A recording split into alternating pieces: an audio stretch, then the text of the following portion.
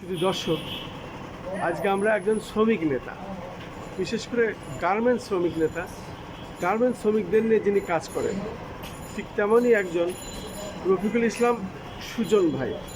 এই রফিকুল ইসলাম সুজন ভাই আজকে গার্মেন্টস শ্রমিকদের উপরে যে নির্যাতন হচ্ছে এবং এর প্রতিকার কী, এই বিষয়ে উনি দীর্ঘদিন ধরে আন্দোলন সংগ্রাম করছেন, রাজপথে আছেন। এই বিষয়ে উনি কিছু বলবেন। আসলে আমরা কেবলই একটি সেমিনারে ছিলাম, আপনিও ছিলেন। আমরা গার্মেন্টস কর্মীদের কিছু ঘটনা তারা বর্ণনা দিলেন, যেটা সত্যি আসলে এটা দুঃখজনক। এই বিষয়ে আপনি কি বলতে চান, যদি একটু বলতেন। বর্তমানে গার্মেন্টস সেক্টরে চলমান অসন্তোষ নিরসনের জন্য সরকার 18 দফা চুক্তি করেছিলেন। মালিক কোনো চুক্তি মানে না। বর্তমানে শ্রমিকদের বকেয়া বেতন ভাতা দিচ্ছেন না।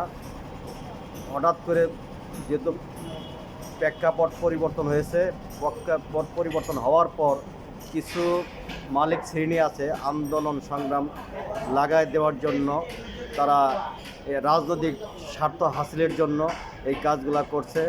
যেমন নাসা গ্রুপের কয়েকবার চুক্তি হয়েছে, চুক্তি হওয়ার পর শ্রমিকদের এ পর্যন্ত কোনো দাবি দেওয়া মানা হয় নাই। তাদের 200 মতন শ্রমিক ছাঁটাই করছিল, এর মধ্যে 100 শ্রমিকদের নিয়েছেন আর 100 শ্রমিকদের নেয় নাই। তাদের করুণ যেগুলো নিয়োগ দিয়েছেন সেগুলো বর্তমানে তাদের ব্যাপকভাবে হয়রানি করছে, তারা যেন চাকরি ছাড়তে বাধ্য হয়। তাদের চুক্তি অনুযায়ী তাদের বকেয়া বেতন ভাতা পরিশোধ করার কথা ছিল, সেটাও করেন নাই।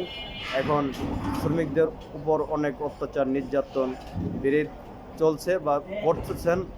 যারা লেবার কোর্টে যারা আইনের মাধ্যমে আমরা যে আইনের সহায়তা নিব, সেই সহায়তাগুলো আমরা সেইভাবে লেবার কোর্টের যে অবস্থা, একটা মামলা 2 বছর 3 বছর 5 বছর চলে, সেজন্য শ্রমিকরাও শ্রম আইনের উপর অনাস্থা তারা করতেছেন।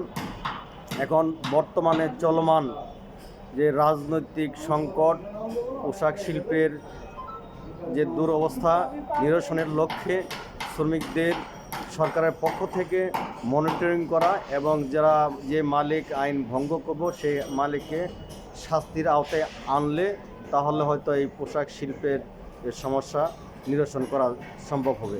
বর্তমানে দ্রব্যমূল্যের ঊর্ধ্বগতি লাগামহীনভাবে চলছে। এখন শ্রমিকদের অন্তর্বর্তীকালীন সরকার, নির্বাচিত সরকার, সব সরকারই শ্রমিকদের আসলেই সেইভাবে কোনো কল্যাণের কাজ হয় না। বর্তমানে যে অবস্থা, শ্রম আইন, ট্রেড ইউনিয়নের অধিকার, এগুলা সক্রিয় করতে হবে। এগুলো সরকারের পক্ষ থেকে মনিটরিং করতে হবে। মনিটরিং না করলে গার্মেন্টস মালিকরা শ্রম আইনকে কোনো তোয়াক্কাই করে না। এই যে নাসা গ্রুপের, তারপরে জেনারেশন নেক্সট, এগুলো আসলে চুক্তি হয়, এগুলা বাস্তবায়ন সেভাবে হচ্ছে না। এগুলা জোরালোভাবে মনিটরিং সরকারের পক্ষ থেকে মনিটরিং করতে হবে।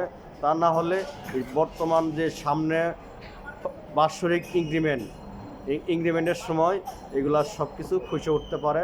যে কোনো মুহূর্তে আন্দোলন সংগ্রাম আবারও সকল শিল্প সেক্টরে খসে উঠলে তাহলে অবস্থা ভয়াবহ দিকে যাবে।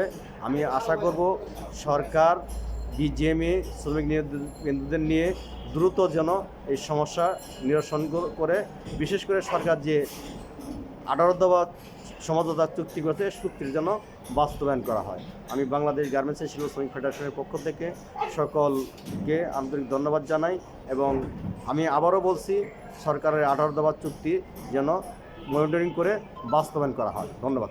আপনাকে অনেক অনেক ধন্যবাদ।